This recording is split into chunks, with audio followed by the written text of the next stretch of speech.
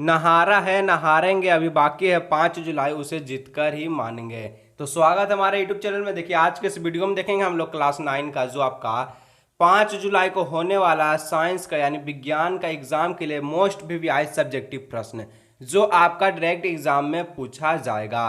और आज की इस महा एपिसोड के वीडियो में शुरू से लेकर अंत तक बने रहिएगा। दोस्तों के साथ इस वीडियो को जरूर शेयर कीजिएगा और चैनल पर पहले बार आए तो चैनल को सब्सक्राइब करके साथ ही बेल आइकन को प्रेस कर नोटिफिकेशन को ऑन कर लीजिएगा। और आज के इस महा एपिसोड का वीडियो आपका एग्जाम यानी साइंस के एग्जाम के लिए बहुत इंपॉर्टेंट होने वाला है।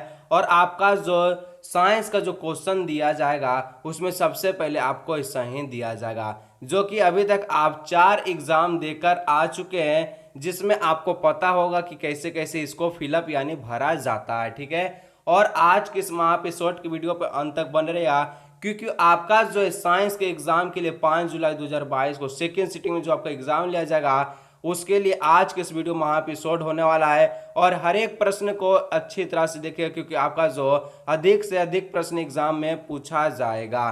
तो चलिए वीडियो का स्टार्ट करते हैं, वीडियो पर अंत तक बने रहिएगा। तो देखिए दोस्त, आपका जो एग्जाम का जो पैटर्न है आज की इस वीडियो की तरह साइंस का पैटर्न आपका एग्जाम में ऐसा ही रहने वाला है। और हर एक प्रश्न आपका इस वीडियो का जो बहुत इंपॉर्टेंट होने वाला आपका एग्जाम के लिए, तो हर एक प्रश्न को अच्छी तरह से देखिएगा और आपको जो दोस्तों के साथ इस वीडियो को जरूर शेयर करना है। और जहां भी साइंस में दिक्कत होता है कमेंट में बताइएगा। और जो विद्यार्थी टर्म 1 में संस्कृत का एग्जाम दे तो वो भी कमेंट में बताइएगा क्योंकि आपका जो 7 जुलाई का एग्जाम होगा संस्कृत का तो उसका मैं वीडियो बना दूंगा। ठीक है, जिसका संस्कृत का एग्जाम जो है टर्म 1 में दिए थे कमेंट में जरूर बताइएगा। और आज की इस महा एपिसोड के वीडियो में शुरू से लेकर अंत तक बने रहेगा क्योंकि आपका जो एग्जाम में अधिक से अधिक प्रश्न पूछा जाएगा। सबसे पहले आपका सेक्शन ए रहेगा जिसमें आपको जो है 7 प्रश्न पूछेगा, 5 गो का उत्तर देना है। किन्हीं 5 प्रश्न का उत्तर देना, 7 गो पूछेगा, 5 गो का उत्तर देना है। एक प्रश्न पर 2 नंबर, यहाँ से आपको 10 नंबर दिया जाएगा। ठीक है, तो प्रश्न आपका जो पहला पूछता है कि एक वाट को परिभाषित कीजिए, हॉर्स पावर और वाट के बीच क्या संबंध है बताइए। तो एक जो आपका एक वाट को परिभाषित करना और हॉर्स पावर और वाट के बीच क्या संबंध है। ठीक है, तो सबसे पहले एक वाट को हम लोग परिभाषित करते हैं। तो जब 1 सेकेंड के 1 जूल का कार्य किया जाता है तो 1 वाट का शक्ति कहते हैं। यानी आपका P बराबर W बटा में T आपका जो फॉर्मूला होता है शक्ति बराबर कार्य बटा में समय। और शक्ति को आपको जो वाट का इसका शक्ति का इकाई मात्रक वाट होता है और W यानी आपका कार्य का इकाई मात्रक जूल होता है और T यानी आपका समय का इकाई मात्रक सेकेंड होता है। मान के चलिए आपका जो कार्य 1 है, ठीक है, कार्य 1 है और समय भी 1 है। ठीक है, कार्य 1 जूल है, समय 1 सेकेंड है, तो आपका शक्ति कितना निकलेगा तो 1 से 1 को काटिएगा तो आपका आंसर भी 1 आएगा। यानी आपका जो शक्ति 1 वाट होगा। तो इसी को परिभाषित करना है। अगर न्यूमेरिकल की तरह पूछेगा, न्यूमेरिकल के तरह बनाकर साबित करना है तो इसी तरह आपको जो बनाना है। ठीक है, और रहा आपका जो नेक्स्ट की हॉर्स पावर और वाट के बीच संबंध बताइए। ठीक है, तो हॉर्स पावर और वाट के बीच का आपका संबंध है। देखिए आपका जो एक हॉर्स पावर जो है, आपका एक हॉर्स पावर 746 वाट के बराबर होता है। ठीक है, 746 वाट के बराबर होता है एक हॉर्स पावर। इसको आपको दिमाग में याद रखना है। आगे बढ़िए, आपका जो नेक्स्ट है 2 नंबर प्रश्न की ध्वनि तरंगों को यांत्रिक तरंग क्यों कहते हैं। ठीक है, ध्वनि तरंगों को यांत्रिक तरंग क्यों कहते हैं, इसका उत्तर हो जाएगा आपका ध्वनि तरंगों को यांत्रिक तरंग इसलिए कहते हैं क्योंकि ध्वनि एक ऊर्जा है, स्वयं उत्पन्न नहीं होती है। इसे उत्पन्न के लिए किसी न किसी प्रकार की यांत्रिक ऊर्जा की आवश्यकता होती है, चाहे हम ताली बजाए या हथौड़ा से घंटी बजाए। यानी आपका जो ध्वनि तरंग को यांत्रिक तरंग इसलिए कहते हैं जब तक ध्वनि जो है, ध्वनि एक ऊर्जा, ठीक है, और इसमें जो है स्वयं ये उत्पन्न नहीं होता है, स्वयं जो ध्वनि उत्पन्न नहीं होता, इसे उत्पन्न होने के लिए यांत्रिक ऊर्जा की जरूरत पड़ता है। चाहे आप कैसा भी साउंड निकाले, अगर आपके पास यांत्रिक ऊर्जा मौजूद नहीं है तो आपका जो ध्वनि नहीं निकलेगा। ठीक है, तो ध्वनि के उत्पन्न होने के लिए आपको जो यांत्रिक ऊर्जा का जरूरत होता है, चाहे आप कैसा भी काम करें ध्वनि निकलना चाहिए। ठीक है, उसका बाद देखिए आपका जो 3 नंबर का प्रश्न पूछता है S8 का मोलर द्रव्यमान ज्ञात करें। ठीक है, S8 यानी आपका सल्फर 8 का मोलर द्रव्यमान ज्ञात करना। S मतलब क्या होता है तो सल्फर होता है। ठीक है, इसका आपका जो 8 यहाँ पर आपको दिया गया, इसका सल्फर 8 का मोलर द्रव्यमान ज्ञात करना है, यानी एम ज्ञात करना। तो कैसे ज्ञात होगा? सबसे पहले सल्फर का आपको परमाणुक द्रव्यमान पता होना चाहिए। तो सल्फर का परमाणुक द्रव्यमान आपका जो है 32 होता है, ठीक है। और आपको जो S8 यानी 8 इसका गुना में, तो 32 गुना 8 आपको करना है। 32 गुना 8 करते हैं तो आपका 256 यू होता है, यानी 32 गुना 8 करने पर 256 यू होता है, जो कि मोलर द्रव्यमान निकलता है, ठीक है। आगे बढ़िए, आपका नेक्स्ट प्रश्न 4 नंबर पूछता है कि एक यू हाइड्रोजन तथा 1 ग्राम हाइड्रोजन, ठीक है, एक यू हाइड्रोजन तथा 1 ग्राम हाइड्रोजन में परमाणुओं की संख्या कितनी होती है? तो इसका सिंपल आंसर लिखिएगा 6.022 इंटू 10 का पावर आपका जो है 23 हो जाएगा, ठीक है। सिंपल लिख दीजिए, कोई दिक्कत नहीं है। आगे बढ़िए, 5 नंबर का जो प्रश्न पूछता है Na, देखिए आपका जो यहाँ पर है Na+, ठीक है, इसका इलेक्ट्रॉनिक विन्यास तथा संयोग इलेक्ट्रॉन की संख्या बताइए। देखिए आपको यहाँ पर आपका जो एग्जाम में यहाँ पर डिफरेंट पूछ देगा। मान के चलिए आपको जो Na और Na+, ठीक है, Na+ में पूछता है कि संयोजकता और इलेक्ट्रॉनिक विन्यास इन दोनों को निकालिए। तो आप सोच रहे कि दोनों तो सोडियम है, तो सोडियम है, लेकिन इस पर कोई आवेश नहीं लगा, ध्यान से देखिए। और इस पे जो प्लस का आवेश लगा है, यानी इस पे धन आवेश लगा है, और इस पे ना ऋण आवेश है ना प्लस आवेश है। तो इसमें ये दोनों का जो इलेक्ट्रॉनिक विन्यास और इलेक्ट्रॉनिक संयोजकता जो है, इस दोनों का जो अलग अलग होगा। तो सबसे पहले हम लोग Na का देखेंगे। सिंपल आपका जो सोडियम का सबसे पहले देखेंगे, तो Na में आपको जो परमाणुओं की संख्या 11 होता है, और इसका इलेक्ट्रॉनिक विन्यास पहले 2K में भरना है, और 8 आपका L हो जाएगा, और M आपका 1 भराएगा। यानी इसका बाह्य कक्ष जो M में 1 इलेक्ट्रॉन है, और यही इसका संयोजकता होता है। ये इलेक्ट्रॉनिक जो है संयोजी इलेक्ट्रॉन आपका जो है 1 हो जाएगा। ये सिर्फ आपका सोडियम का ये, ठीक है, Na है, ठीक है। और बात करें आपका जो Na+, तो Na जो प्लस है, इसका जो आपका परमाणु द्रव्यमान 10 होगा। कैसे 10 होगा?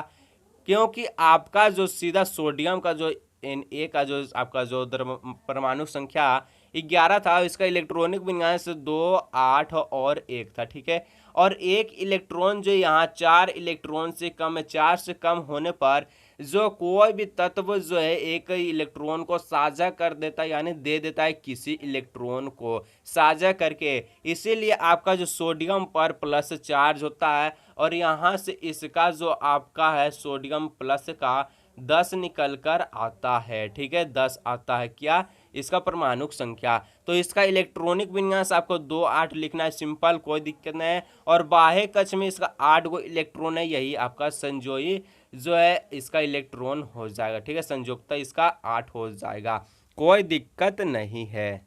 आगे बढ़िए, आपका जो 6 नंबर का जो प्रश्न पूछता है कि मलेरिया नामक बीमारी किस मच्छर के काटने से होता है, ठीक है। मलेरिया जो नामक जो बीमारी है, ये किस मच्छर के काटने से होता है? तो मच्छर का नाम पूछा है, तो मादा एनोफिलीज मच्छर के काटने से मलेरिया नामक बीमारी होता है। ये बरसात के दिनों में अधिक होता है बीमारियां, क्योंकि बरसात के दिनों में मच्छर बहुत ज़्यादा पाया जाता है, और आपका जो बरसात आना चालू हो गया, ठीक है, तो आपको जो बरसात में अच्छा से रहना है। और यहाँ पर आपका नेक्स्ट प्रश्न 7 नंबर पूछता है 2 असंक्रामक रोगों के नाम लिखे, ठीक है। 2 असंक्रामक पूछा है, संक्रामक नहीं पूछा है। असंक्रामक मतलब होता है किसी के संपर्क में आने से बीमारी नहीं फैलता, और संक्रामक वाला जो रोग है, सांस से संक्रामक वाला रोग, वो जो व्यक्तिगत संबंध से फैलता है, ठीक है। तो यहाँ पर ये वाला नहीं पूछा। आपको जो असंक्रामक रोग पूछा है, तो इसका मधुमेह हो जाएगा और हृदय रोग हो जाएगा। 2 गो इसका जो असंक्रामक रोग के नाम था, ठीक है। आगे बढ़िए, आपका सेक्शन भी यहाँ से स्टार्ट होता है,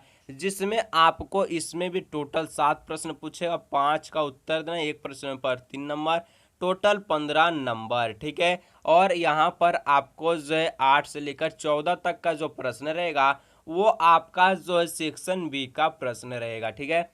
तो आपका जो प्रश्न पूछता है कि एक लैंप 10 सेकेंड में 1000 जूल विद्युत ऊर्जा की खपत करता है, इसकी शक्ति क्या है? तो क्या पूछता कि एक लेम, देखिए यहाँ पर 10 सेकेंड दिया है, 100 जूल दिया है और इसका शक्ति ज्ञात करना है। मैंने आपको जो शुरू में बताया था पी यानी आपका शक्ति बराबर कार्य बटा में ऊर्जा होता है, मतलब कार्य बटा में समय होता है, ठीक है। तो आपका डब्ल्यू इसका हिसाब मात्रक ऊर्जा होता है, इसका 1000 जूल दिया है आपका कार्य, और समय आपका जो 10 सेकेंड दिया है। शक्ति निकाल कर बताइए, मैं आपको सब कुछ क्लियर कर कर देता हूँ, ठीक है। तो P बराबर आपको सिंपल लिखना है, आपको 1000 ऊपर में लिखना है 1000 को, और नीचे आपको जो 10 निकला है। इसको काट कर आंसर बताइए कमेंट में कितना आता है, तब हम समझेंगे कि आपको जो न्यूमेरिकल में कुछ दिक्कत नहीं है। और दिक्कत होता है कमेंट में बताइए, क्योंकि आपका जो एक नेक्स्ट न्यूमेरिकल से वीडियो आने वाला है जिसमें आपको सभी प्रकार का न्यूमेरिकल बनाया जाएगा। तो ये आपका सोल्व कर कर बताना कमेंट में इसका आंसर, ठीक है। तो बताइए जल्दी से, आगे बढ़िए। आपका जो 9 नंबर का जो प्रश्न है, तरंग दैर्घ्य को परिभाषित कीजिए, इसे कैसे निरूपित किया जाता है, इसका सही मात्रक लिखे, ठीक है।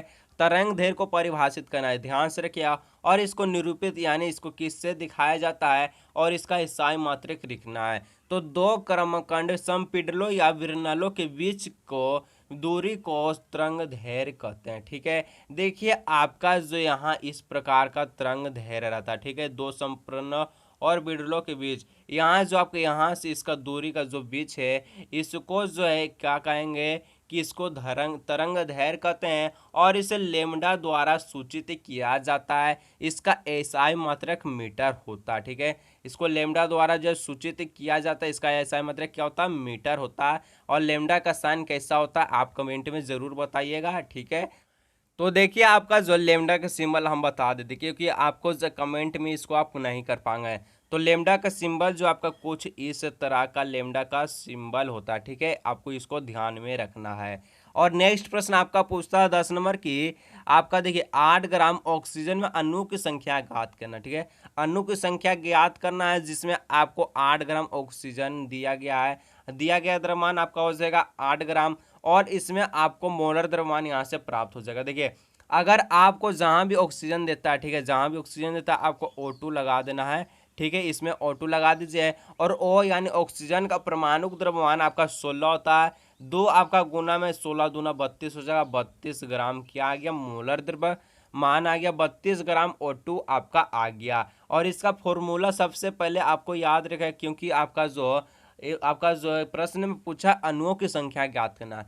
तो अणुओं की संख्या ज्ञात करने के लिए आपका इसका फॉर्मूला होता है दिया गया द्रव्यमान बट्टा में मोलर द्रव्यमान और गुना में आपको अवोगाड्रो संख्या लिखना है। जिस प्रकार कॉपी पर लिखा गया आपको भी कॉपी पर नोट करना है, और हर एक स्टेप को अच्छी तरह से समझ कर आपको जो दिमाग में इसको जो अच्छी तरह से संभाल लेना है, ठीक है। क्योंकि आपको जो इसमें रट्टा मारने की कोई ज़रूरत नहीं है, फॉर्मूला याद कर लीजिए, कोई ज़रूरत नहीं, सब याद हो जाएगा तो न्यूमेरिकल आसान हो जाएगा, ठीक है। तो दिया गया द्रव्यमान बटा में मोलर द्रव्यमान गुना में अवोगाड्रो नंबर, दिया गया द्रव्यमान कितना था 8 था, और मोलर द्रव्यमान हम लोग ऑक्सीजन 2 का कितना निकाले तो 16 निकाले, ठीक है, 8 और 16 हो गया। और आपका गुना में अवोगाड्रो संख्या कितना होता है 6.022 इंटू 10 का पावर 23 यानी 10 का पावर 23 होता अवोगाड्रो नंबर।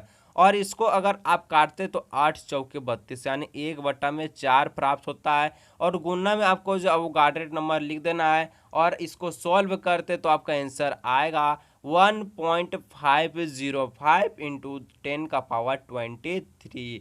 ये आपका जो इसका आंसर आ जाएगा, ठीक है। आगे बढ़िए, आपका नेक्स्ट प्रश्न 11 नंबर की और की। देखिए जहां भी दिक्कत होता है न्यूमेरिकल में कमेंट में ज़रूर बताइए, क्योंकि अगर आपको न्यूमेरिकल से प्रश्न पूछता तो छूटना नहीं चाहिए।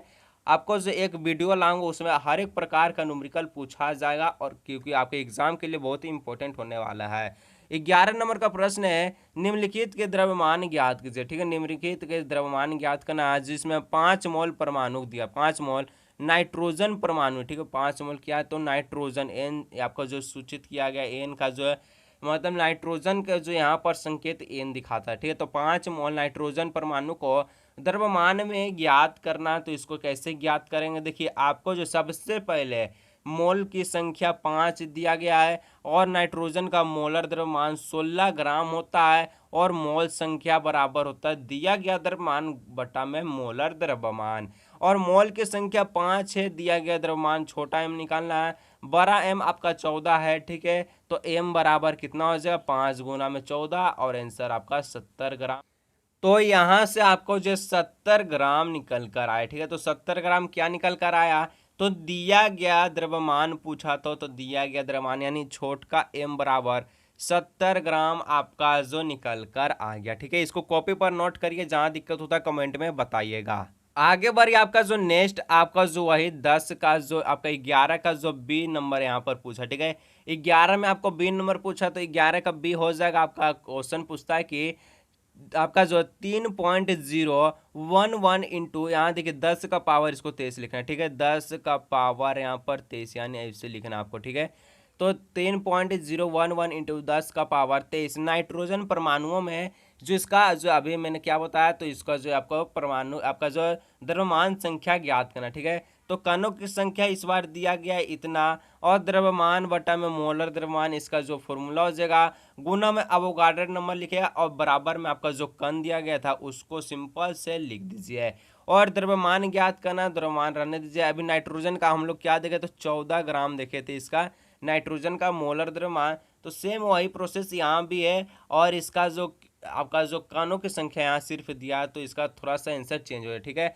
कणों की संख्या इसमें दे दिया, और द्रव्यमान निकालना था, बटा मोलर द्रव्यमान आपका जो 14 था, और इसमें आपको जो आपका अवोगाड्रो नंबर इतना है, और आपका कणों की संख्या भी दिया गया है। तो इस प्रकार आपका द्रव्यमान बराबर में क्या लीजिए, द्रव्यमान आपको जब बराबर में करिएगा तो ये जो आपका कणों की संख्या ये ऊपर चल जाएगा, और ये जो गुना में था वो गार्डर नंबर ये डिवाइड में चल जाएगा, और ये आपका जो द्रव्यमान जो मोलर द्रव्यमान जो आपका जो यहाँ पर गुना में भागा में था, तो ये आपका जो गुना में चल जाएगा, ठीक है।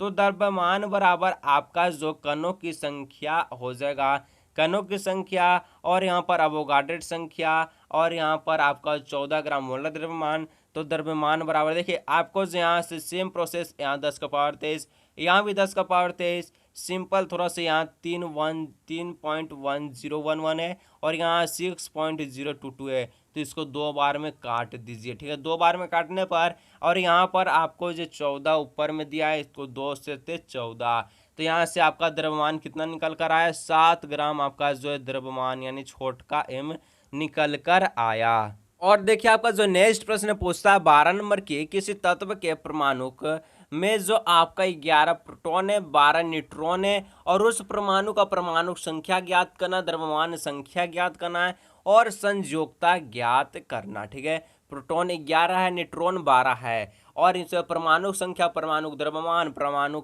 और इसमें संयोजकता ज्ञात करना, 3 चीज ज्ञात करना है। इसको हम लोग देखते हैं कॉपी पर, क्योंकि आपको जो जहाँ इस पे कॉपी पर नहीं बनाते, आपको जो समझ में नहीं आता, तो आपको भी सेम ऐसे ही आपको कॉपी पर नोट करना है, और एक एक स्टेप को अच्छी तरह से समझना है। तो देखिए प्रोटॉन आपका 11 था, न्यूट्रॉन आपका जो है 12 था, और परमाणु संख्या कितना होगा, सबसे पहले परमाणु संख्या निकालेंगे।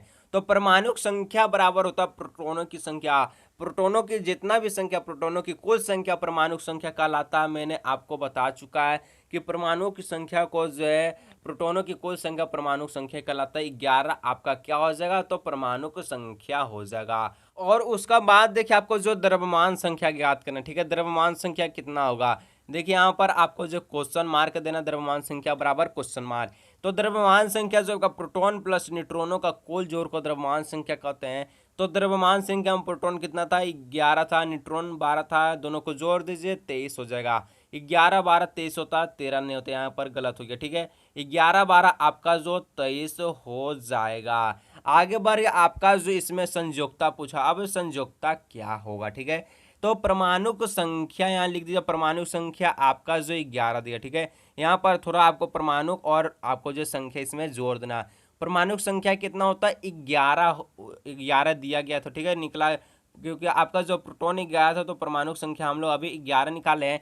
तो इसी प्रकार इलेक्ट्रॉनिक विन्यास इसका कितना हो जाएगा, 281, और आपका जो ये सोडियम का होता है, ठीक है। अगर ऐसे ही पूछता है कि 281 का संयोजकता जो है इलेक्ट्रॉनिक विन्यास किस तत्व का है, तो आपको सीधा लिखना है आपको जो क्या, तो सोडियम लिखना है। और अंतिम कक्ष की संख्या इसमें संयोजकता कहलाता है। अंतिम कक्ष में कितना इलेक्ट्रॉन है, 1 इलेक्ट्रॉन है, संयोजकता भी 1 हो जाएगा। आगे बढ़िए, आपका जो नेक्स्ट प्रश्न 13 नंबर की, ओजोन परत क्या है, इसके परत में छिद्र होने से क्या क्या कारण है। ठीक है, क्या क्या कारण है जिस कारण ओजोन परत में छिद्र है, के क्या क्या कारण थे। ठीक है, ओजोन परत पर एक जो है ऐसी परत है जो सूर्य से आने वाली हानिकारक पराबैंगनी किरणों से हमारी रक्षा करती है, और उनके परत में छिद्र होने के पीछे कुछ हानिकारक गैस जैसे क्लोरोफ्लोरोकार्बन, कार्बन मोनोऑक्साइड, CC14 तथा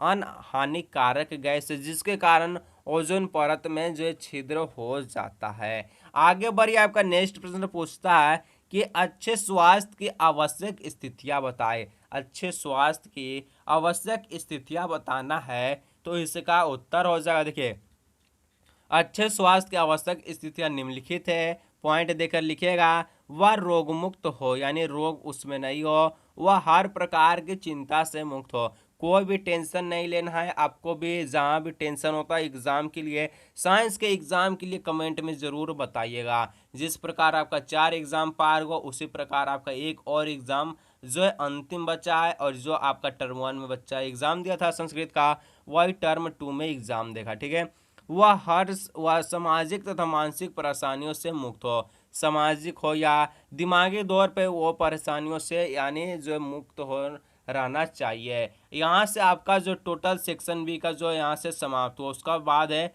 सेक्शन सी है। ठीक है, जिसमें आपको जो 5 गो प्रश्न पूछे, 3 गो प्रश्न का उत्तर देना है, एक प्रश्न पर 5 नंबर, कुल आपका जो 15 नंबर रहेगा। तो देखिए, आपका जो 15 नंबर का प्रश्न पूछता, देखिए इसमें ए दिया। ठीक है, यानी इसमें ए भी 2 प्रश्न पूछता है।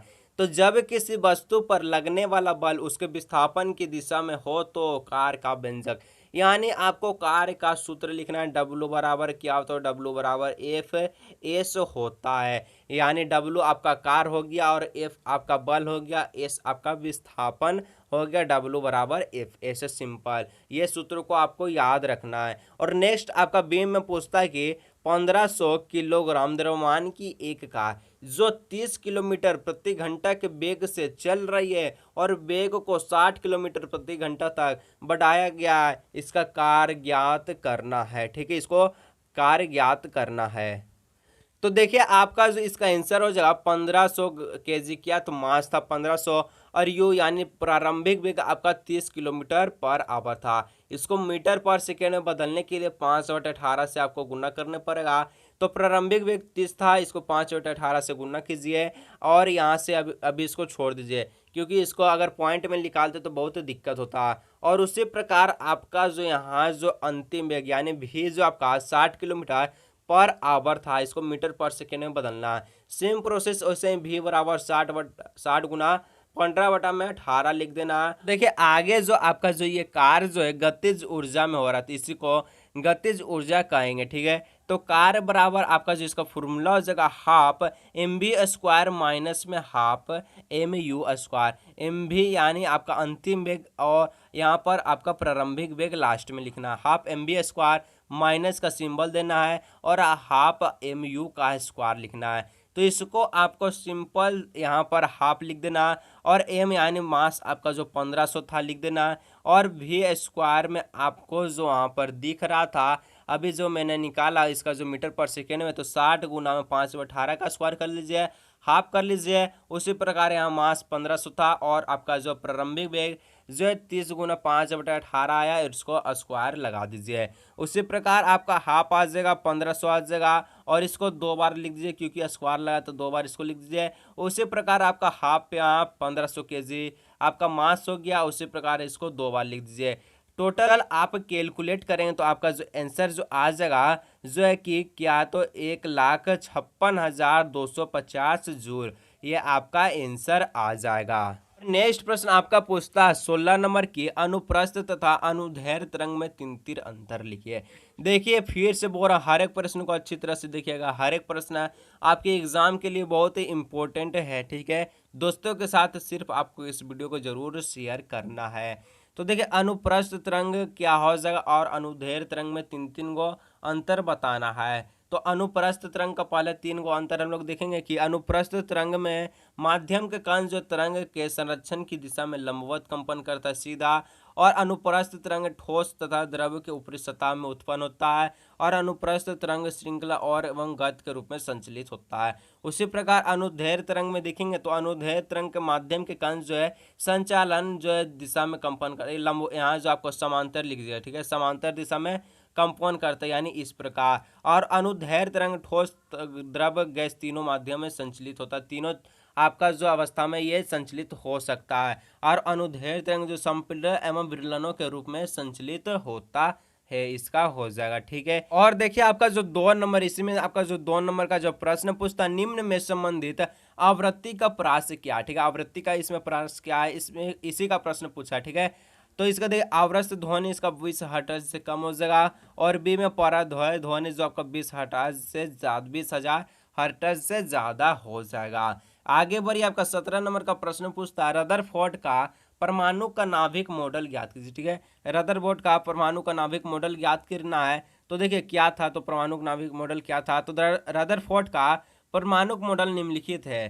पहला है परमाणु का केंद्र धनावेशित होता है, प्लस, सही बात है, प्लस होता है। और जो रदरफोर्ड ने ही जो है न्यूक्लियस का खोज किया था, जिसे नाभिक कहा जाता है। एक परमाणु की लगभग संपूर्ण द्रव्यमान नाभिक में होता है, यानी पूरा द्रव्यमान उसका नाभिक में होता है, यानी बीच वाला केंद्र में। और इलेक्ट्रॉन नाभिक के चारों ओर वर्तुल मार्ग में चक्कर लगाता है। नाभिक का आकार परमाणु के आकार की तुलना में काफी कम होता है। और आपका जो इसी में 20 नंबर में पूछता है कि रदरफोर्ड के परमाणु में जो परमाणु मॉडल में क्या कमियां थी, और नील्स बोर उन कमियों को दूर करने के लिए परमाणु को क्या क्या नया मॉडल बनाया।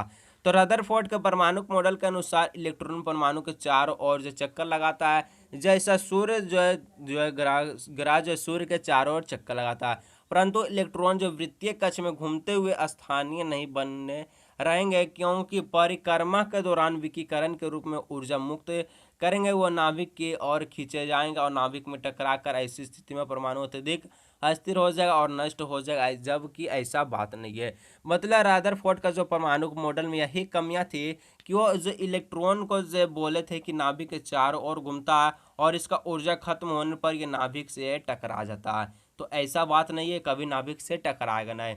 तो इसी को जो नील्स बोर ने कैसे सुधारा, क्या इसमें बताया है। तो नील्स बोर के परमाणु मॉडल के अनुसार इलेक्ट्रॉन केवल कुछ निश्चित कक्षाओं में चक्कर लगाता है, और जब इलेक्ट्रॉन किसी निश्चित कक्षा में चक्कर लगाता तो उनकी ऊर्जा का विकिरण नहीं होता, यानी उनका जो ऊर्जा खपत नहीं होता है। और आगे आपका 18 नंबर है कि संक्रामक रोगों को फैलने से रोकने के लिए विद्यालय में कौन कौन सी सावधानियां आवश्यक है, जिसके कारण संक्रामक रोग जो है रोक सकते हैं फैलने से।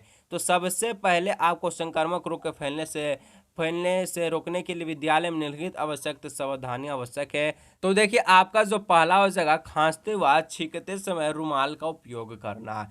दूसरा हो जाएगा, विद्यालय परिसर को स्वच्छ रखकर स्वच्छ पीने का जो है जल उपलब्ध कराकर, वैक्सीन या टीका लगाकर, और टॉयलेट के साफ सुथरा रखाकर, यही कारणों से संक्रामक रोग को फैलने से रोक सकते हैं, ठीक है। आगे बढ़े 19 नंबर में कि नाइट्रोजन चक्र का आलेख चित्र बनाते हुए व्याख्या करना है। नाइट्रोजन चक्र का आलेख जो चित्र बनाते हुए व्याख्या करना है, जो कि आपको जो सबसे पहले इसको व्याख्या करते हैं। तो वायुमंडल में नाइट्रोजन 78% है, जो कि वायुमंडल में सबसे अधिक मात्रा में गैस जो पाया जाता है वायु जो है नाइट्रोजन है। और वायुमंडल ही कि नहीं नाइट्रोजन, वायुमंडल ही नहीं, यहाँ की खाली वायुमंडल ही नाइट्रोजन ही का जो मुख्य स्रोत है, लेकिन जीव वायुमंडल की इस नाइट्रोजन को सीधा ग्रहण करने में असमर्थ होता है।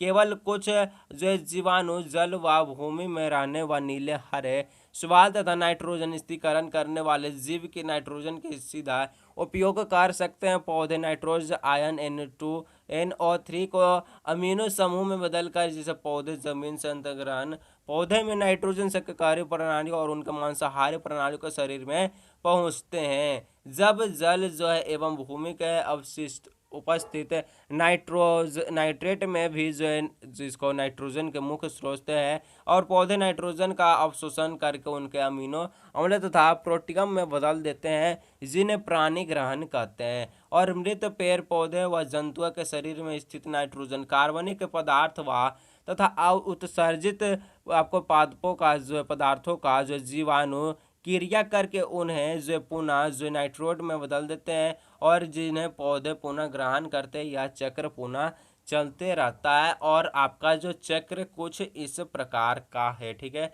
वायुमंडल का चक्र कुछ इस प्रकार का, जिसमें आपको जो है यहाँ से जो है वायुमंडलीय नाइट्रोजन से लेकर यहाँ वायुमंडलीय नाइट्रोजन चल जाना है, नाइट्रोजन से लेकर जीवाणु द्वारा स्थित में नाइट्रोजन की जो यौगिका, और यहाँ से मिट्टी में उपस्थित केंद्र पौधे में द्वारा शोषण, जंतुओं द्वारा पौधे की खाना और सृजन एवं जीवों की मृत्यु के द्वारा यहाँ से आपको उत्पन्न नाइट्रोजन उपस्थित है। ये आपका नाइट्रोजन चक्र है। तो नाइट्रोजन चक्र और जितना भी आपका जो संबंधित चित्र वाला आएगा उसका एक नेक्स्ट वीडियो आएगा, क्योंकि आपको जो है इसमें आप समझ नहीं पाएंगे, इसका स्टेप बाय स्टेप समझाने का हम प्रयास करेंगे। और जहाँ से दिक्कत होता कमेंट में ज़रूर बताइएगा, दोस्तों के साथ इस वीडियो को जरूर शेयर कीजिएगा। और यहाँ पर आपको जो टोटल 19 प्रश्न को कराया गया, जो कि आपके एग्ज़ाम 5 जुलाई को होने वाला है साइंस के एग्ज़ाम के लिए बहुत इंपॉर्टेंट था आज के इस महा एपिसोड का वीडियो। तो चलिए मिलते हैं नेक्स्ट वीडियो में, और जहाँ से दिक्कत होता है कमेंट में ज़रूर बताइएगा।